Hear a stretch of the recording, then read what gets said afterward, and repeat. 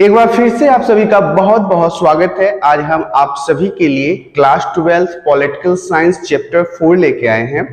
Chapter 4 को शुरुआत करने से पहले मैं आप सभी को बता देना चाहता हूं कि इससे पहले मैंने चैप्टर 1, चैप्टर 2 और चैप्टर 3 को बिल्कुल अच्छे तरीके से कवर कर लिया है।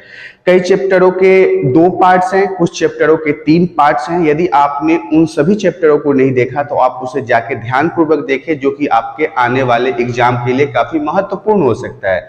आज हम शुरुआत करेंगे क्लास 12 पॉलिटिकल साइंस चैप्टर 4 और सबसे पहले चैप्टर 4 के महत्वपूर्ण सिलेबस के बारे में देखते हैं। तो ये हमारा सिलेबस है। सिलेबस का जो पहला टॉपिक है वो है यूरोपीय संघ की रचना एवं विस्तार। कैसे यूरोपीय संघ का रचना हुआ, किस प्रकार से यूरोपीय संघ का निर्माण हुआ और किस तरह से इसका विस्तार हुआ, मतलब कैसे यह बढ़ गया, बड़ा हो गया। और सबसे वेरी इंपॉर्टेंट जो है वो है आसियान। आसियान से रिलेटेड क्वेश्चन अक्सर एग्जाम में पूछे जाते हैं और इस बार भी पूछे जाएंगे, गारंटी है इस बात की।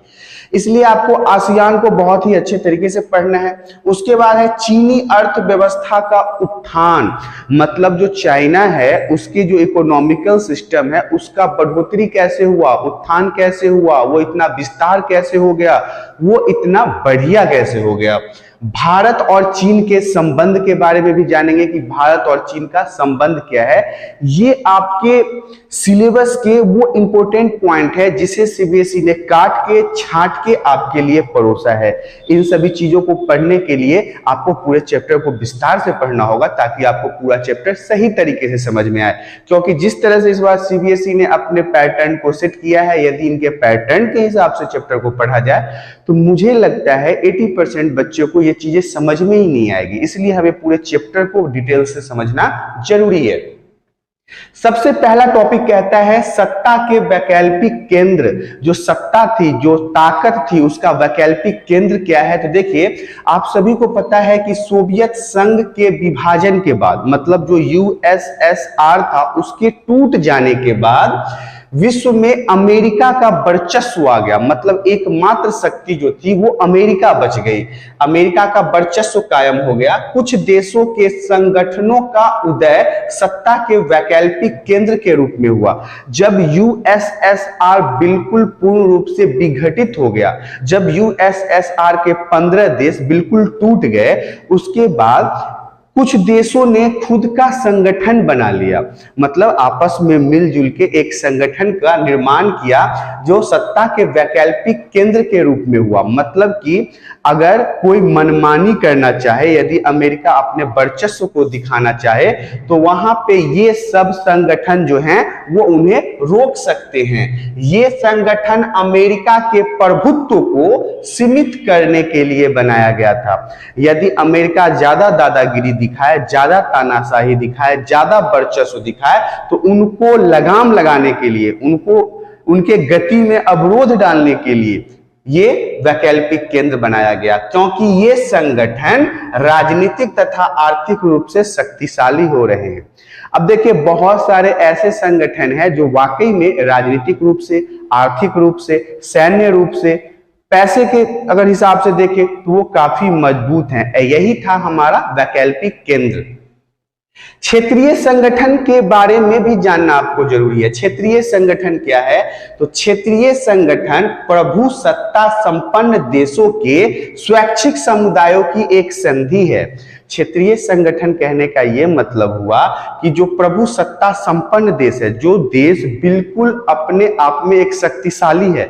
देखिए, हम लोगों ने अभी तक अमेरिका का नाम सुनते आए हैं, लेकिन क्या अमेरिका के अलावा और भी देश है? ब्रिटेन है, फ्रांस है, जर्मनी है, रशिया है, जो अपने आप में एक मजबूत देश है। तो इन्होंने क्या किया? अपनी इच्छा के अनुसार एक संधि की है, आपस में एक संधि पत्र पर सिग्नेचर किया है जो निश्चित क्षेत्र के भीतर हो। एक इनकी दायरा को भी लिमिट किया गया है, इनका एक दायरा है जिसके अंदर ये काम कर सकेंगे तथा उन देशों को सम्मिलित हित हो। मतलब जो देश इस समुदाय में जुड़ेगा या कहिए कि संगठन में जुड़ेगा, क्षेत्रीय संगठन में, उनके हितों की मतलब ध्यान रखते हुए वहां पे कार्य करना है। मतलब उनको फायदा होना चाहिए इस संगठन से, उनका इकोनॉमिकल सिस्टम बढ़िया होना चाहिए इस संगठन से, उनके आपसी जो विचार हैं वो भी बढ़िया होना चाहिए इस संगठन से, जिनका प्रयोजन उस क्षेत्र के संबंध में आक्रामक कार्यवाही न हो। जो संगठन इस क्षेत्र में जुड़ेगा उस संगठन के खिलाफ कोई इस पे आक्रामक न हो, कोई युद्ध न करने के लिए न ललकारे, कोई इन पे अटैक न करे। इन सभी जिम्मेदारियों से क्षेत्रीय संगठन जो है वो बनके तैयार हुआ था। अब हमारा है संगठन। कौन कौन से संगठन हैं अभी वर्तमान में जो अंतरराष्ट्रीय पटल पर पूरे विश्व के रूप में काम करते हैं, मतलब पूरे विश्व के देशों के लिए काम करते हैं। देखिए इसमें जो 4 संगठन हैं ये प्रमुख है।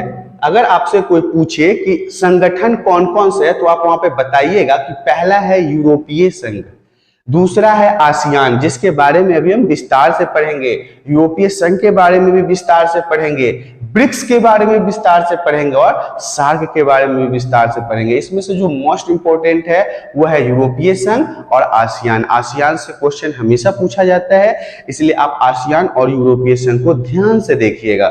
अब देखिए संगठन के बारे में आपको समझ में आ गया कि अभी हमारे मौजूदा समय में अंतरराष्ट्रीय पटल पे ये 4 संगठन काम कर रहे हैं, जिनका नाम है यूरोपीय संघ, आसियान, ब्रिक्स और सार्क। ये 4 संगठनों का नाम आपको याद रखना है, यही वो प्रमुख संगठन है जो अभी काम कर रहे हैं।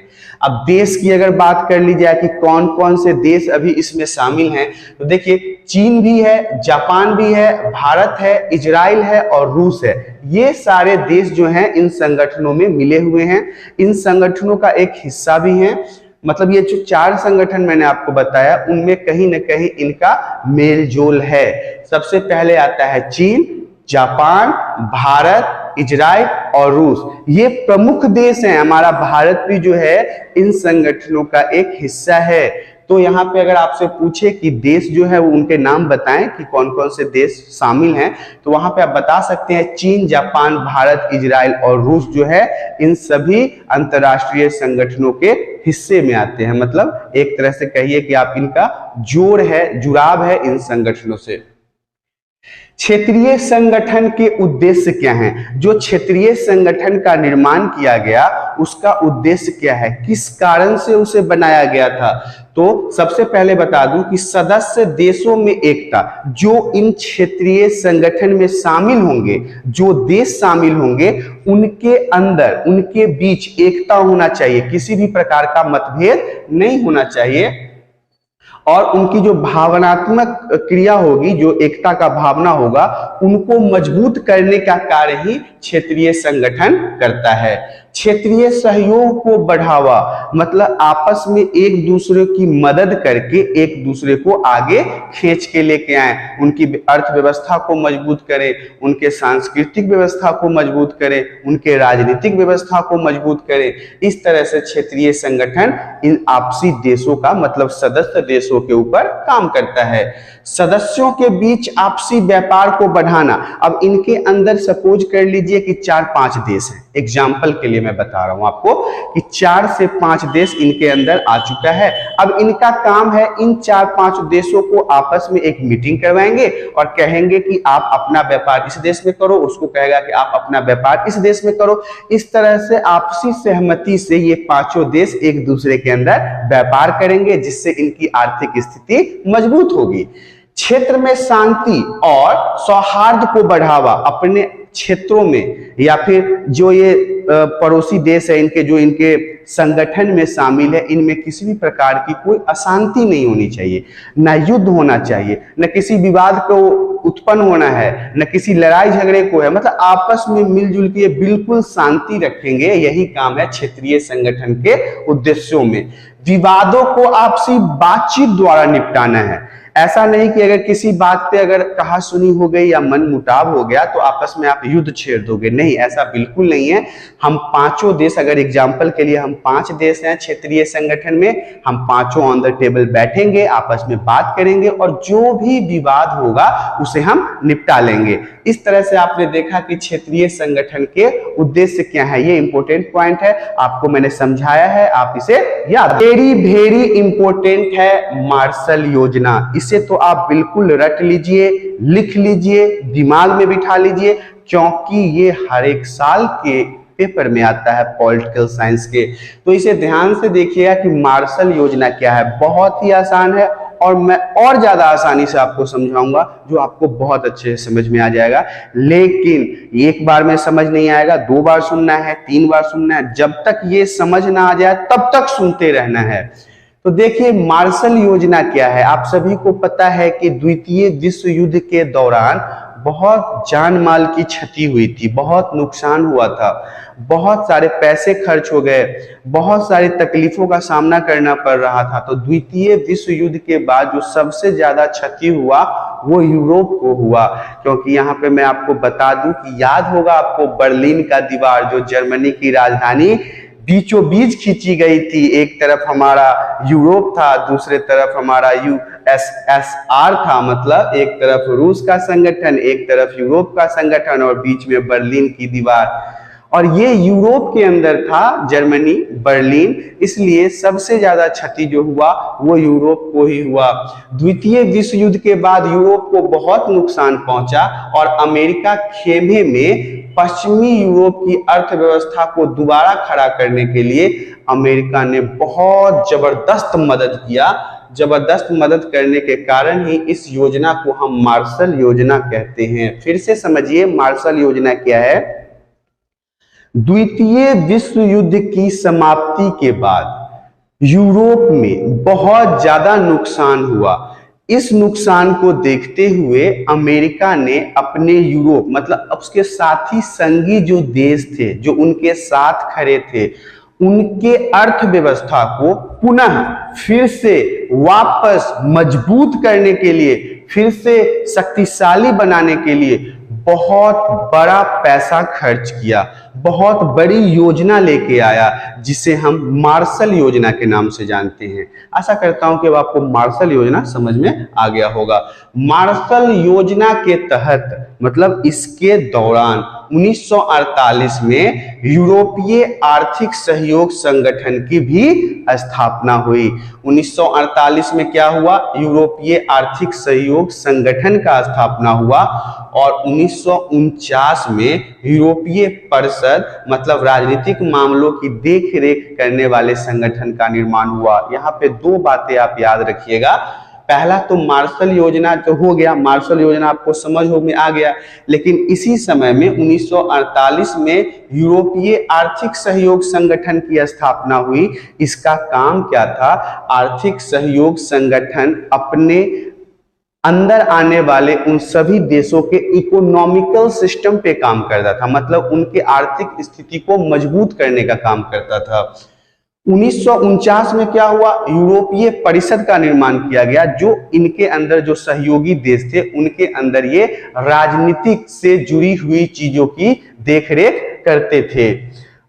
मार्शल योजना में आगे देखेंगे 1957 में, 1957 में यूरोपीय इकोनॉमिक कम्युनिस्ट का गठन किया गया। कब किया गया? 1957। याद से, ध्यान से समझिएगा इसे।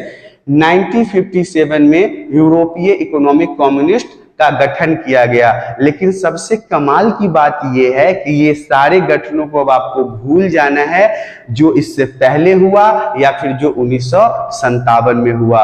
अब अंत में क्या हो गया कि 1992 में इन सभी को मिला के एक ही गठन का निर्माण किया गया, वो है यूरोपीय संघ। यूरोपीय संघ 1992 में बना, मतलब कि शीत युद्ध के समाप्त होने के 1 साल बाद। कब हुआ था शीत युद्ध समाप्त? 1991 में। और 1992 में क्या हुआ? यूरोपीय संघ बना। मतलब अभी तक यूरोप ने जितने भी अलग अलग तरह के ग्रुप बनाए थे, उन सबको मिला के सिर्फ और सिर्फ यूरोपीय संघ बना डाला। यूरोपीय संघ की अपनी विदेश नीति, साझी मुद्रा, सुरक्षा नीति आदि है। अब आपको मैं बता दूं, यूएन के पास खुद का सेना है, खुद का मुद्रा है, खुद का झंडा है, खुद का राष्ट्रगान है। इतनी सारी चीजें एक संगठन के पास होना बहुत ही आश्चर्य लगता है।